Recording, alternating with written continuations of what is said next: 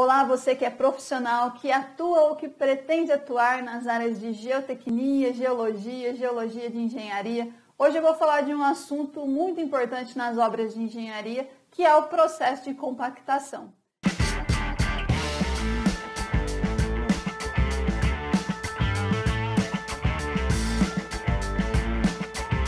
Quem trabalha ou estuda essas áreas de geotecnia, geologia de engenharia, sabe a importância da compactação para a estabilidade e segurança de algumas estruturas. Esse processo é essencial em obras de barragens, pilhas de resíduos e rejeitos que estão bastante em alta hoje em dia, aterros sanitários, projetos de base e subbase de rodovia, reforço de talude, enfim. Basicamente, todas as obras de engenharia em algum momento vão envolver o processo de compactação no seu projeto.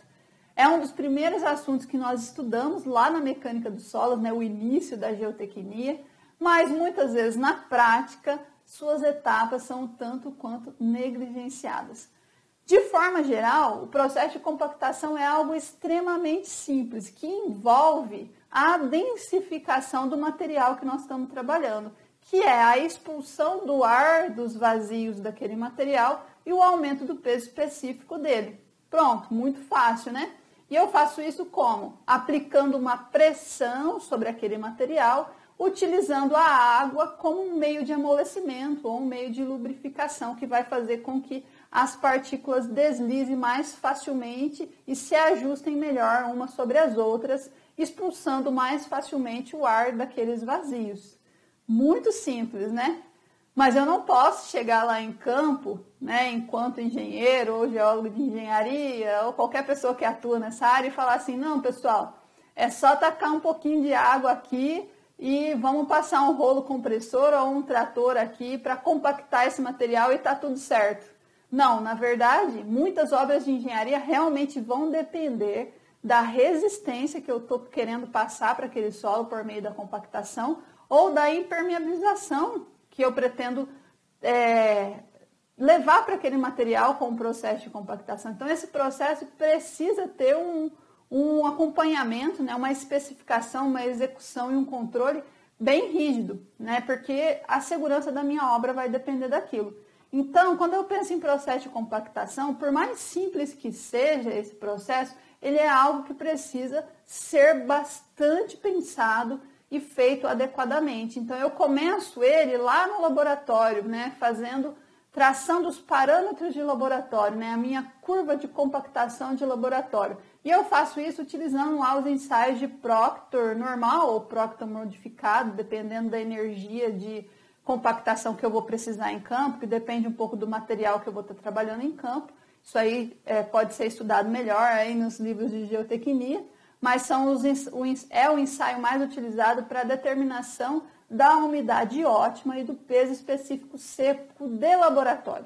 Com base nessa umidade ótima e o peso específico seco de laboratório, eu vou traçar a minha forma de execução em campo. Então, eu vou dar diretriz para aquelas pessoas que vão executar o meu processo de compactação em campo. Eu vou dizer para ela qual que é o equipamento que eu vou utilizar, qual que é a energia de compactação que eu vou ter que ter, né? Quantas passadas daquele equipamento eu vou ter que fazer em cada camada, qual que é a espessura da camada que eu vou utilizar, se eu vou ter que adicionar água naquele processo para chegar próximo da umidade ótima, ou se eu vou ter que revolver aquele material para ele perder um pouquinho da umidade e se aproximar da umidade ótima. Enfim, eu vou ter que estabelecer o passo a passo da execução do processo de compactação para atingir aqueles parâmetros que eu determinei em laboratório. E aí terminou? Não. Aí eu preciso fazer o controle tecnológico da minha compactação lá em campo. Eu preciso verificar qual que é o grau de compactação que eu realmente atingi lá em campo. E como que eu faço isso? Existem alguns métodos, né, alguns ensaios de campo que você pode determinar isso aí. Existe um método de Hilf e um dos mais utilizados, que é o método do frasco de areia, que você consegue determinar o peso específico seco em campo. Com base no peso específico seco de campo, você tem aquele peso específico seco de laboratório e fazendo um sobre o outro, você determina qual que é o grau de compactação que você atingiu naquela sua obra, naquele seu processo de compactação. Então, Esse processo de controle, ele também é muito importante, porque recomenda-se aí que você fique em torno de 90 a 95%, né, do grau de compactação, né? O seu peso específico seco de campo, ele tem que ser em torno de 90 a 95% daquele que você determinou em laboratório. Então, você tem que garantir que isso está sendo feito lá em campo. Você não pode passar a especificação para as pessoas e depois abandonar o projeto. Tem que controlar, né, garantir o controle tecnológico desse projeto. Bem, esse é um panorama geral do processo de compactação, que aparentemente é bem simples. Outros fatores podem influenciar no processo de compactação, como a característica e composição dos solos, mas isso é um assunto para outro vídeo. Eu só espero que você tenha em mente que uma boa especificação, uma boa execução e um controle tecnológico adequado poderá determinar para sempre a qualidade e a segurança da sua obra de engenharia. Portanto, nunca negligencie nenhuma dessas etapas, tá bom?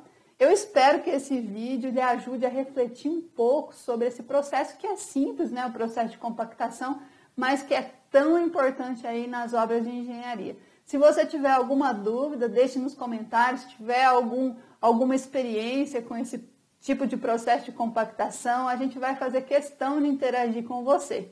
Um abraço e até o próximo vídeo.